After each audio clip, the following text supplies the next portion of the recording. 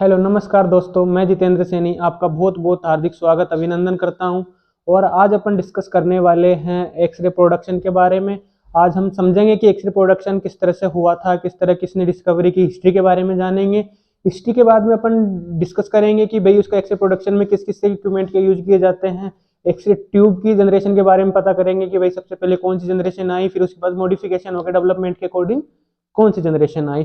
फिर उसके बाद में अपन उनके इक्विपमेंट की बात करेंगे, कौन कौन से इक्विपमेंट यूज लिए जाते हैं, कौन कौन से इक्विपमेंट जो एक्सरे ट्यूब में काम आते हैं।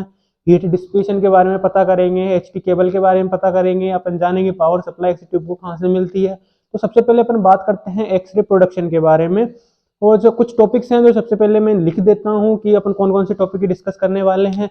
सबसे पहले अपन पढ़ेंगे कि हिस्ट्री ऑफ एक्सरे प्रोडक्शन। पहला टॉपिक होगा अपना कौन सा, history of X-ray production. History of X-ray production, history of X-ray production, ठीक है। एक्सरे प्रोडक्शन की हिस्ट्री क्या थी, ठीक है। उसके बाद में दूसरा पॉइंट आएगा अपना क्या, एक्सरे प्रोडक्शन। एक्सरे प्रोडक्शन किस तरह से किया गया था, X-ray production. And third point अपना जो है उनमें डिस्कस करने वाले हैं अपन प्रॉपर्टीज के बारे में। जो एक्सरे की प्रॉपर्टीज होती है, किस तरह की एक्सरे की प्रॉपर्टीज होती हैं, एक्सरे प्रॉपर्टीज, ठीक है। उसके बाद में अपन चौथा पॉइंट पढ़ेंगे कि क्या क्या कौन कौन सी जनरेशन आई, generation of x ray tube, of x ray tube.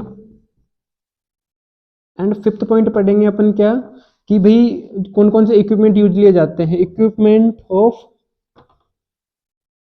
X-ray tube, equipment of x ray tube, X-ray tube, ठीक है। ये सब पॉइंट है, इनको डिस्कवर कर मतलब इनको अपन एक एक चीज को अपन डिटेल में पढ़ेंगे। और अपन पता भी करेंगे कि जनरेशन में कौन कौन सी जनरेशन आई थी। सबसे पहले अपनी एक जनरेशन आई थी कौन सी, गैस ट्यूब वाली आई थी, गैस ट्यूब आई थी, ठीक है। उसके बाद में दूसरी आई थी कुलीज ट्यूब आई थी, कुलीज ट्यूब आई थी।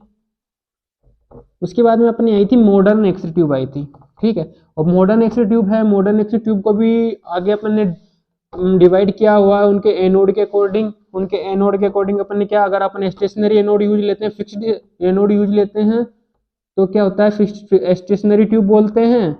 और अगर रोटेटिंग एनोड यूज में लेते हैं जो कि रोटेट करता है अपने रोटेटर से, तो रोटेटिंग एक्सरे ट्यूब हो जाती है, ठीक है। ये सब चीज़ों के बारे में भी अपन एक एक चीज़ को करके डिस्कवर करेंगे। आप सबसे पहले अपना पहला पॉइंट है एक्सरे प्रोडक्शन। और जो ये एक्सरे प्रोडक्शन है उनकी प्रॉपर्टीज हैं तो काफ़ी ज़्यादा इंपॉर्टेंट होती है अपनी फर्स्ट ईयर और सेकेंड ईयर के लिए। डीआरटी बीआरटी दोनों बैचों के लिए काफ़ी ज़्यादा, बहुत ज़्यादा इंपॉर्टेंट अपने, ये लगभग कम से कम 15 नंबर या 16 नंबर का मैटर गेन करती है, ठीक है। या 8 नंबर में इसकी प्रॉपर्टीज 8 नंबर में इसकी प्रॉपर्टीज भी आ जाती है कभी कभी। तो इस तरह से बहुत ज़्यादा इंपॉर्टेंट अपना वेट मतलब मार्क्स गेनिंग सब्जेक्ट है। तो सबसे पहले अपन ट्राई करते हैं क्या, किसके बारे में, हिस्ट्री ऑफ एक्सरे, ठीक है। हिस्ट्री ऑफ एक्सरे के बारे में अपन सबसे पहले पढ़ेंगे। हिस्ट्री में अपन जानते हैं कि भाई हिस्ट्री में क्या हुआ था, किस तरह से इसकी डिस्कवरी हुई, क्या क्या नहीं किया, क्या किस तरह से क्या क्या इक्विपमेंट यूज में लिए गए थे, उनके बारे में अपन थोड़ा सा जान लेते हैं। तो सबसे पहले पहला टॉपिक है क्या, हिस्ट्री ऑफ एक्सरे प्रोडक्शन, किस तरह से एक्सरे का प्रोडक्शन किया गया, history of X-ray production, X-ray production,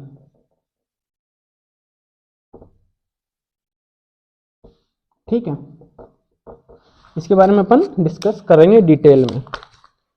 तो सबसे पहले क्या थे, एक अपने साइंटिस्ट थे sir W C. Roentgen, Wilhelm Conrad Roentgen. उन्होंने क्या किया, उन्होंने एक्सरे का प्रोडक्शन किया था 8 नवंबर 1895 को, मतलब 8 नवंबर 1895 में इसकी सबसे पहले डिस्कवरी की। उन्होंने क्या किया था, एक कैथोड रे ट्यूब ली थी। एक कैथोड रे ट्यूब थी जिसके अंदर एक कैथोड और एक एनोड सिचुएटेड था। अभी कैथोड तो नेगेटिव चार्ज पार्टिकल था, अपना नेगेटिव चार्ज गेन करता है, और एनोड पॉजिटिव चार्ज पार्टिकल है। जो इलेक्ट्रॉन होते हैं, इलेक्ट्रॉन के पास में नेगेटिव चार्ज होता है, जो इलेक्ट्रॉन को अट्रैक्ट करता है, कैथोड एनोड इसको क्या करता है, अट्रैक्ट करता है, ठीक है। तो उन्होंने क्या किया था, कैथोड और एनोड लिया, एक मतलब कैथोड रे ट्यूब ली जिसके अंदर कैथोड और एनोड था। और एक क्या कहती है, एक ल्यूमिनेसेंस स्क्रीन ली। सॉरी, लुमिनेसेंस स्क्रीन क्या होती है, लुमिनेसेंस स्क्रीन जैसे जेडेनस जिंक सल्फेट की या फिर मतलब बेरियम फ्लोराइड या फिर बेरियम सल्फेट की बनी हुई होती है, जो क्या करते हैं, कोई या तो लाइट मतलब हाई एनर्जी पार्टिकल्स जो स्ट्राइक करते हैं उसके ऊपर, तो क्या करती है, लाइट का इमिशन करती है। जो हाई इंटेंसिटी रेडिएशन होती है, जैसे ल्यूमिनेसेंस स्क्रीन के ऊपर, जैसे ये ल्यूमिनेसेंस स्क्रीन है, इसके ऊपर ये हाई एनर्जी की रेडिएशन आई, इन्होंने क्या किया, लाइट को इमिट किया।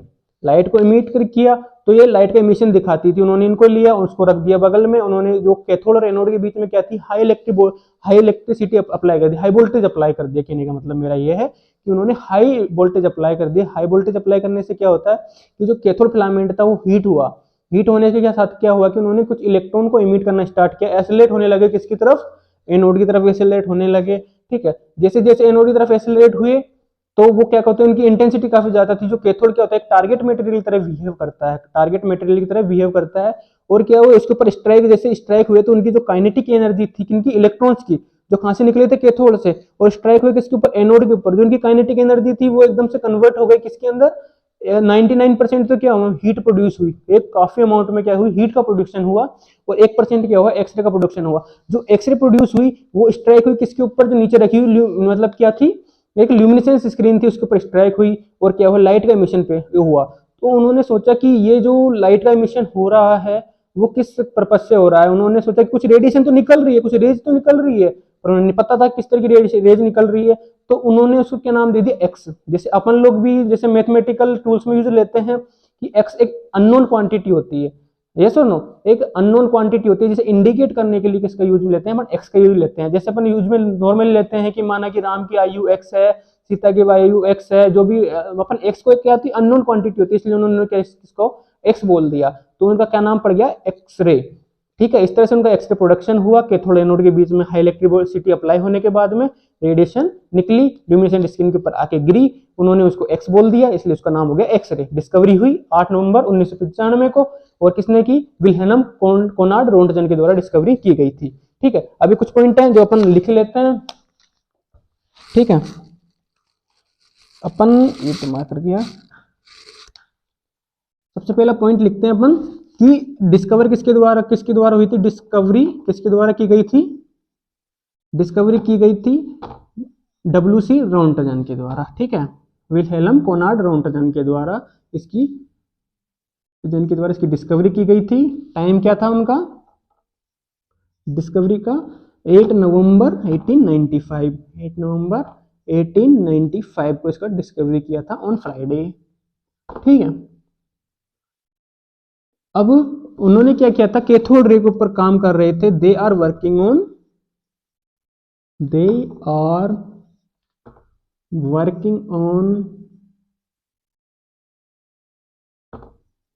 Cathode ray tube, cathode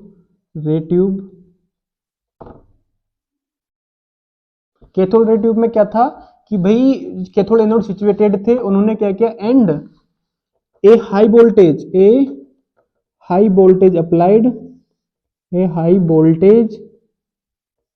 applied, क्या किया, एक हाई वोल्टेज को अप्लाई किया बिटवीन, किसके बीच में, ये बिटवीन का मार्क है। ठीक है, बिटवीन किसके बीच में, कैथोड एंड एनोड, कैथोड और एनोड के बीच में क्या किया है, एक हाई इलेक्ट्रिसिटी अब वोल्टेज अप्लाई किया गया कैथोड एंड एनोड। ठीक है, जिससे क्या हुआ, जो इलेक्ट्रिक वोल्टेज अप्लाई किया, जिससे क्या हुआ, जो कैथोड फिलामेंट है, the cathode filament is heated, जो कैथोड फिलामेंट क्या हीटेड हुआ हाई वोल्टेज से, एंड एक्सेलरेट, क्या हुआ, and accelerate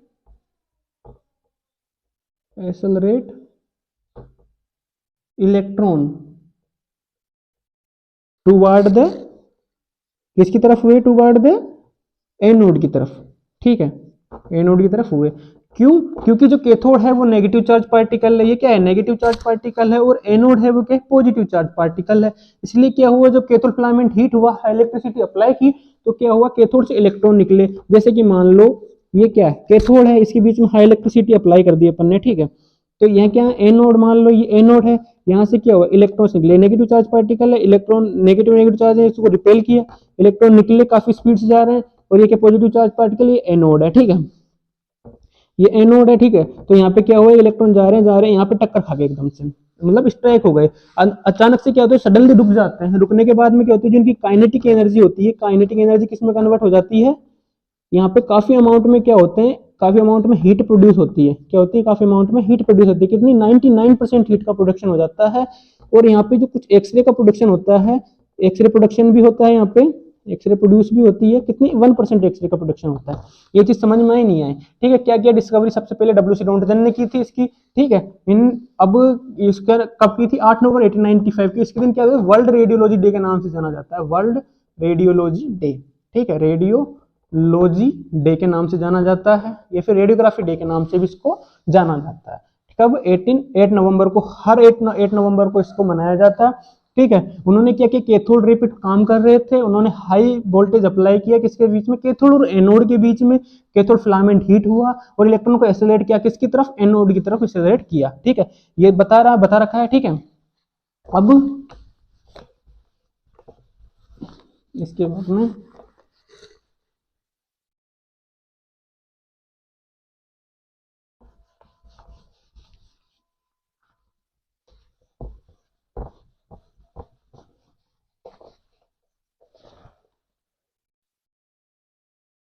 the electron got suddenly stopped. The electrons, जो इलेक्ट्रॉन्स थे वो सडनली स्टॉप हो जाते हैं, स्ट्राइक करके किसके ऊपर? एनोड के ऊपर। सडनली स्टॉप्ड हो जाते हैं and convert there kinetic energy into, किसमें कन्वर्ट हो जाती है? किसमें कन्वर्ट हो जाती है? 99% तो किसमें? हीट में, और 1% एक्सरे में, एंड 1% एक्सरे। ठीक है। तो इस तरह से क्या हुआ? एक्सरे का प्रोडक्शन हुआ। ओके। अब क्या होता है? 99% तो हीट प्रोडक्शन हो गई, 1% का हो गया एक्सरे का प्रोडक्शन हो गया। उनकी काइनेटिक एनर्जी कन्वर्ट हो गई 99% हीट में, 1% एक्सरे में। ठीक है। अब क्या थी? उन्होंने, मतलब किसने? डब्ल्यूसी रॉन्टजन ने। दे फाउंड, उन्होंने क्या हुआ? कुछ फाउंड किया। Found some luminescence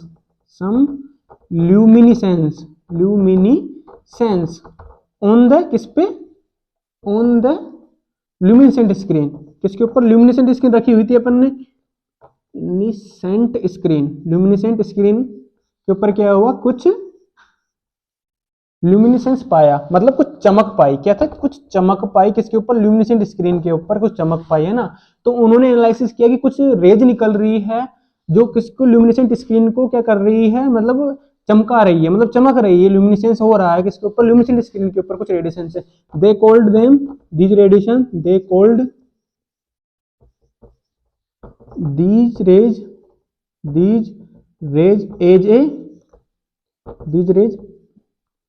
as x-rays because, क्यों? x are used because x, जो x होता है किसके लिए यूज में लिया जाता है? इंडिकेट करने के लिए। Are use indicate unknown quantity. कोई अननोन क्वांटिटी होती है उसको इंडिकेट करने के लिए यूज में लिया जाता है। इस तरह से क्या हुआ? एक्सरे का प्रोडक्शन हुआ। ठीक है। उन्होंने एक्स नाम दिया, इसकी हिस्ट्री है, डब्ल्यूसी रॉन्टजन ने किया था। एक्स इसलिए नाम लिया क्योंकि वो एक अननोन क्वांटिटी, उन्हें पता नहीं था कि क्या कौन सी रेज है, इसलिए उन्होंने एक्स नाम दे दिया। इस तरह से क्या हुआ? एक्सरे की हिस्ट्री थी। ठीक है। अब कुछ लोग इसको बताते हैं कि ये कुछ एक्सीडेंटल डिस्कवरी है, कुछ लोग बताते हैं कि ये ग्रेट ऑब्जर्वेशन का एग्जाम्पल है। ठीक है। दोनों बातों से मैं तो सहमत हूं, क्योंकि एक्सीडेंटल डिस्कवरी भी है। कैथोड एनोड के बीच इलेक्ट्रिसिटी अप्लाई किया, उन्होंने देखा कि भाई ये क्या था कि कैथोड एनोड के बीच इलेक्ट्रिसिटी अप्लाई करने से रेडिएशन निकली और जो ल्यूमिनेसेंट स्क्रीन के ऊपर गिरी तो उन्होंने चमक दी। बट ग्रेट ऑब्जर्वेशन किस तरह से हुआ? ग्रेट ऑब्जर्वेशन इस तरह से हुआ क्योंकि जो ये क्या ऑब्जर्व किया, किन्होंने? डब्ल्यूसी रॉन्टजन सर ने क्या किया? इसको काफी ज्यादा ऑब्जर्व किया कि भाई उन्होंने अप्लाई किया, उसके बाद में देखा कि क्या रिएक्शन हुई। इसलिए इसको बोल भी सकते हैं कि ये ग्रेट ऑब्जर्वेशन का एग्जाम्पल है। दोनों कथन पूरी तरह सही है। तो कभी आपसे पूछ ले कि एक्सरे प्रोडक्शन एक्सीडेंटल है, हाँ एक्सीडेंटल है। ग्रेट ऑब्जर्वेशन का एग्जाम्पल है तो ग्रेट ऑब्जर्वेशन का एग्जाम्पल है। ठीक है। इसके बाद में अपन करते हैं कि एक्सरे प्रोडक्शन पढ़ लिया अपन ने, एक्सरे प्रोडक्शन किस तरह से हुआ। ठीक है। उसके बाद में क्या करते हैं अपन? उसकी कुछ पॉइंट्स लिख लेते हैं किसके रिगार्डिंग? एक्सरे प्रोडक्शन के रिगार्डिंग। ठीक है।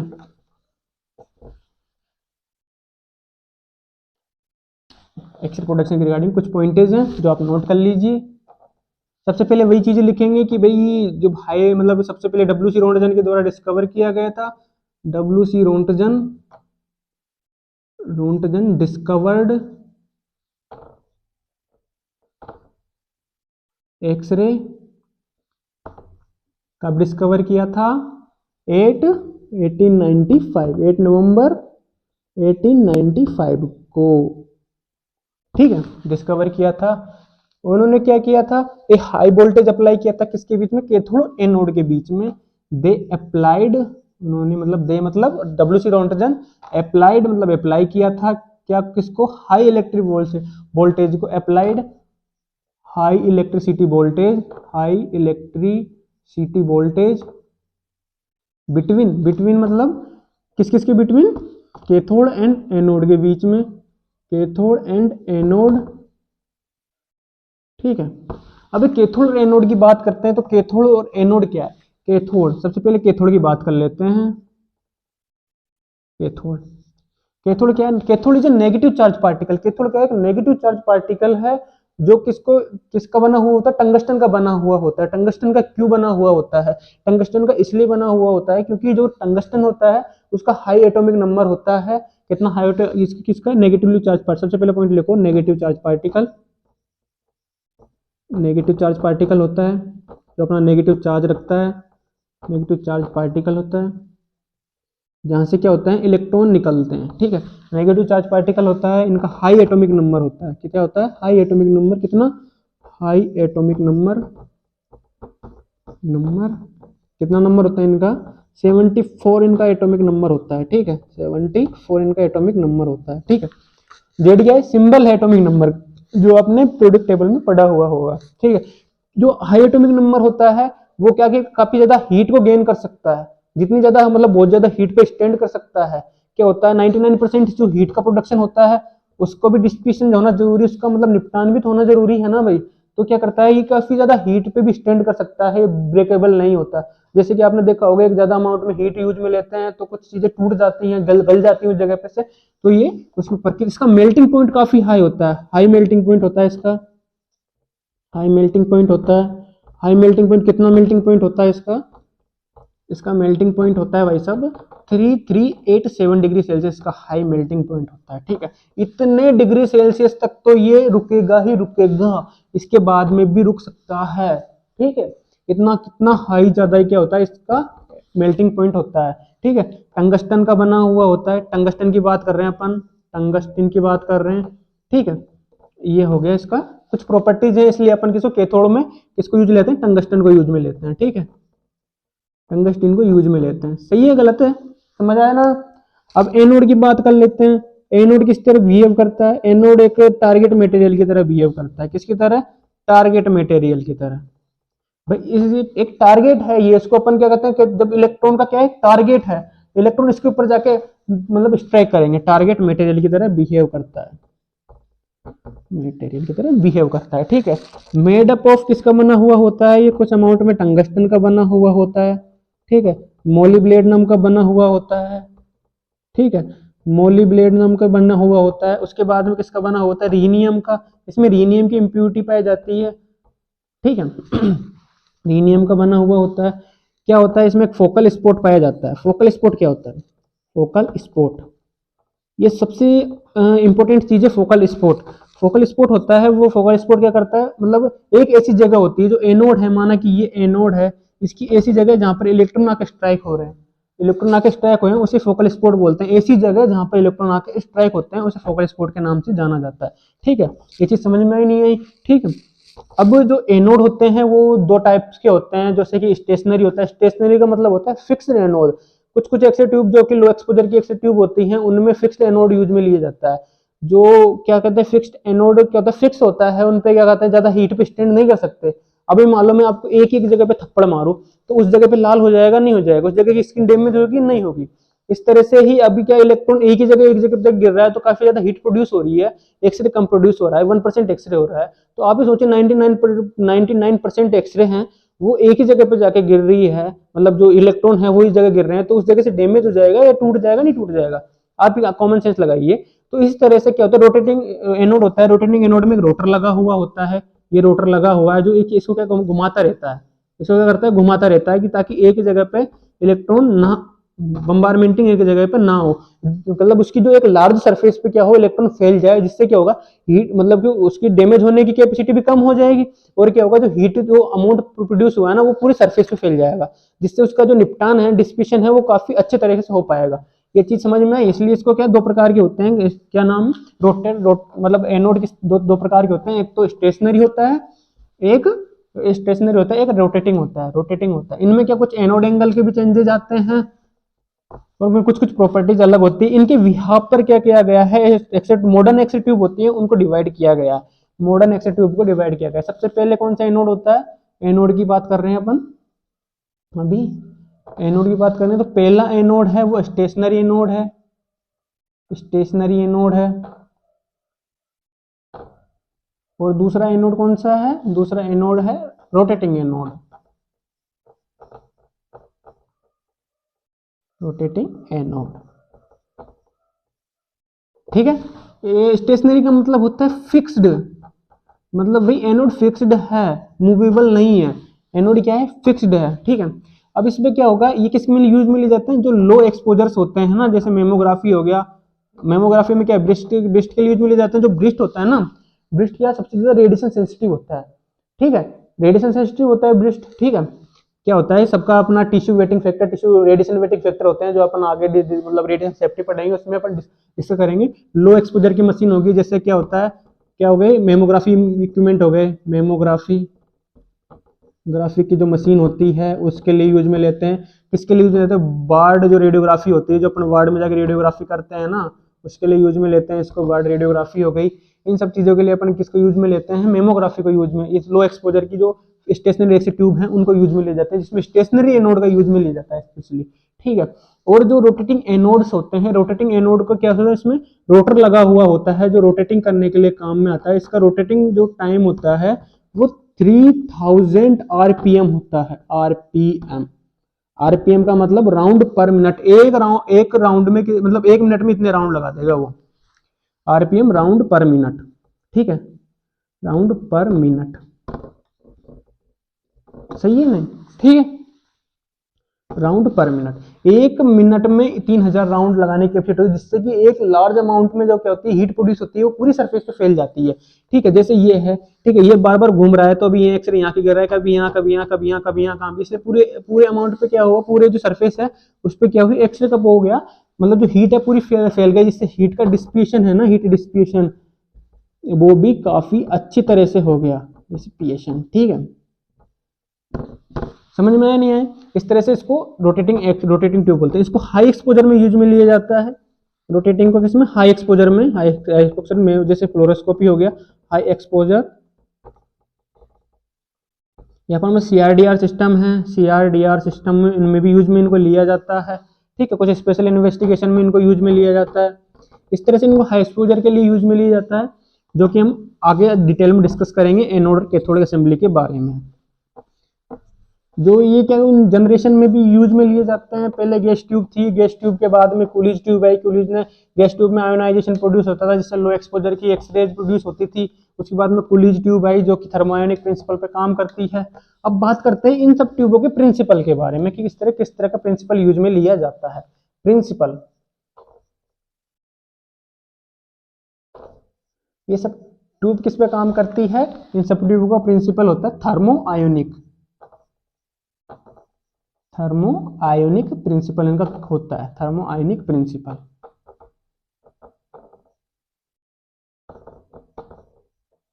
थर्मोआयोनिक से क्या समझते हैं आप, थर्मो, थर्मो का मतलब सीधा सीधा मतलब क्या होता है, हीट, थर्मो का मतलब क्या होता है, हीट, थर्मो का मतलब होता है हीट। ठीक है, आयोनिक का मतलब आयंस, ठीक है, आयंस। ठीक है, जब क्या होता है, जब अपन किसी चीज को हीट करते हैं या फिर इलेक्ट्रिसिटी प्रोवाइड करते हैं तो क्या होता है, वो हीट जब देते हैं अपन किसी चीज को तो किस में क्या प्रोड्यूस करता है, आयंस का प्रोड्यूस करते हैं। अब आयंस क्या होते हैं, जैसे इलेक्ट्रॉन हो गया, प्रोटॉन हो गया, इलेक्ट्रॉन प्रोटॉन या फिर न्यूट्रॉन, ये वगैरह क्या होते हैं इसके इसके आयंस होते हैं, आयंस का प्रोडक्शन होता है, ठीक है। इसलिए कौन से प्रिंसिपल पर काम करते हैं, थर्मो आयोनिक प्रिंसिपल पर। सारी जो मॉडर्न एक्स रे ट्यूब्स होती हैं, मॉडर्न एक्स रे ट्यूब, ठीक है, या फिर कुलीज एक्स रे ट्यूब की भी बात कर लेते हैं, तो वो भी किसके ऊपर, किस प्रिंसिपल पे काम करती है, थर्मो आयोनिक प्रिंसिपल पे काम करती है। समझ में आया थर्मो आयोनिक एमिशन क्या होता है, कि जब अपन किसी चीज को हीट करते हैं तो कुछ आयंस का प्रोड्यूस होता है, आयंस का प्रोडक्शन होता है, और वो क्या करते हैं, कुछ जाके आयोनाइजेशन कर देते हैं, या फिर किस तरह से कुछ एक्सरे का प्रोडक्शन कर देते हैं। इस तरह से इसको थर्मोआयनिक प्रिंसिपल बोलते हैं, ठीक है। ये सब चीजें समझ में आ गई होगी आपको अच्छी तरह से। अब अपन पढ़ेंगे उसके बाद में प्रॉपर्टीज क्या होती है, प्रॉपर्टीज क्या होती है। प्रॉपर्टीज की बात करें तो प्रॉपर्टीज,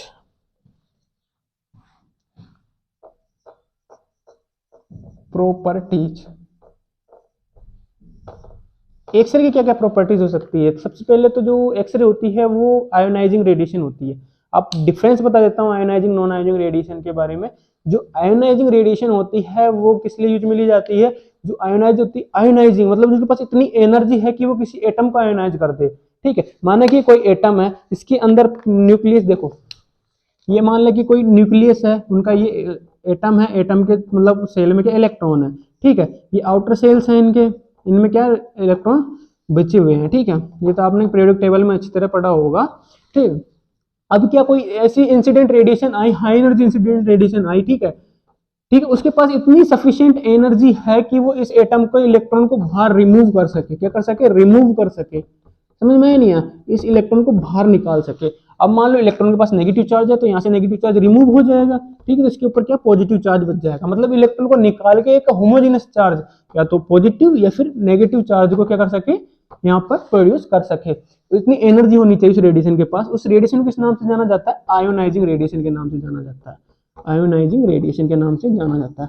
भाई ये एटम को आयोनाइज कर दिया, अब एटम अनस्टेबल हो गया, एक इलेक्ट्रॉन निकल गया तो एटम अनस्टेबल हो गया, आयोनाइज हो गया, इसके ऊपर कोई चार्ज प्रोड्यूस हो गया, इसलिए आयोनाइजिंग रेडिएशन के नाम से इसको जाना जाता है, ठीक है। इसके एग्जांपल की बात करते हैं, एग्जांपल की बात में क्या क्या एग्जांपल आ जाते हैं। एग्जांपल सबसे पहले तो अपन एक्सरे प्रोडक्शन की बात करते हैं, एक्सरे क्या है, एक आयोनाइजिंग रेडिएशन है, ठीक है, एक्सरेज। उसके बाद में गामा रेज, इनकी सबकी क्या है, आयोनाइजिंग रेडिएशन है। ये आयोनाइज कर देते हैं, अपने बॉडी के साथ में इंटरेक्ट करेंगे तो आयोनाइज ही क्रिएट करेंगे, ठीक है। इतना समझ में आया। अब नॉन आयोनाइजिंग रेडिएशन के बारे में बात करते हैं, नॉन आयोनाइजिंग रेडिएशन, ठीक है। नॉन आयोनाइजिंग रेडिएशन माना कि ये कोई एटम है, एटम के चारों ओर इलेक्ट्रॉन्स हैं, उनके सेल में इलेक्ट्रॉन प्रेजेंट हैं, ठीक है। अब कोई एनर्जी है जिसके पास इतनी सफिशिएंट एनर्जी नहीं है कि भाई इसको निकाल सके, इतनी एनर्जी नहीं है कि इस एटम को रिमूव कर सके, रिमूव कर सके, इतनी एनर्जी नहीं है, ठीक है। तो वो क्या करेगी, उस रेडिएशन को किस नाम से नाम से जानते हैं अपन, नॉन आयोनाइजिंग रेडिएशन के नाम से इसको जानते हैं, नॉन आयोनाइजिंग रेडिएशन के नाम से जानते हैं, ठीक है। नॉन आयोनाइजिंग रेडिएशन के बारे में पता करते हैं, ठीक है। ये होगी नॉन आयोनाइजिंग। इसके एग्जांपल की बात कर लेते हैं, इसके एग्जांपल के जैसे मोबाइल रेज हो गई, मोबाइल रेज।